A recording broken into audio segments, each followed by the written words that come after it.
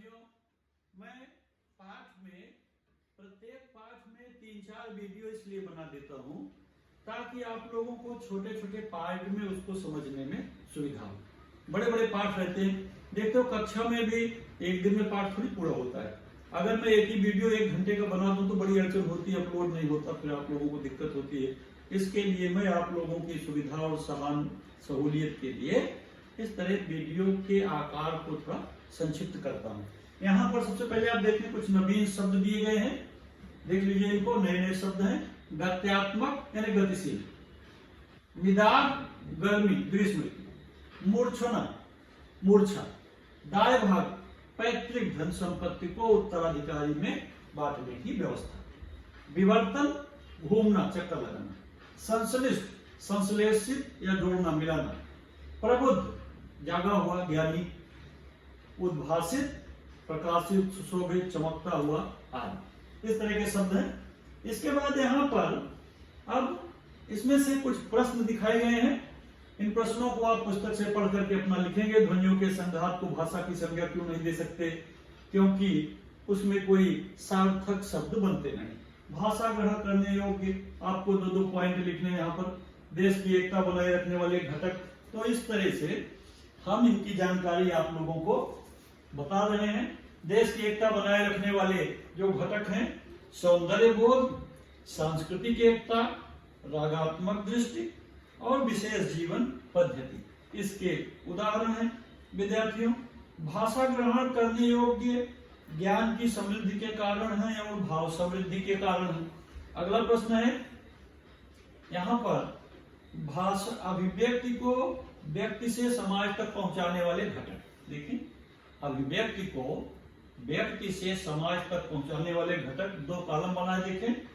कंठ और स्वर एक है, इसके माध्यम से वह पहुंचता है। इसके बाद यहाँ पर आगे प्रश्न दिए गए हैं भाषा बिंदु। भाषा के ये जो प्रश्न थोड़े से दिए गए हैं, अब विलोम वगैरह आप अपनी पुस्तक से शब्दों को ढूंढ कर लिखेंगे।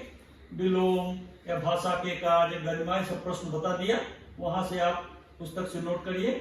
एक यहाँ पर अभिव्यक्ति का प्रश्न है, भाषा सेतु का काम करती है, इसकी मैंने चर्चा किया। भाषा किस तरह सेतु का काम करती है, जोड़ने का कार्य करती है। और फिर भाषा बिंदु के यहाँ पर जो प्रश्न है, मैं उन प्रश्नों की थोड़ी सी चर्चा कर दूं ताकि आप लोगों को समझ में आ जाए। यहाँ पर दिया गया है, निम्नलिखित वाक्यों में आए अव्यय को रेखांकित कीजिए और कोष्ठक में उनके भेद लिखिए। कॉलम बने में बता दे रहा हूं, आप समझ लीजिए। लड़का मेरे पास बैठा और धीरे धीरे बातें करने लगा।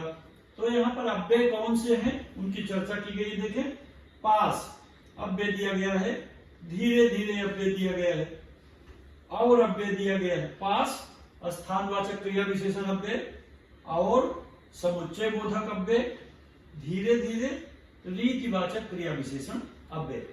ऐसे अभी मैं ग्रामर के प्रश्नों में अव्यय का वीडियो आप लोगों को अलग से नहीं दिया हूं, इसलिए मैं यहाँ प्रश्न बता दे रहा हूं।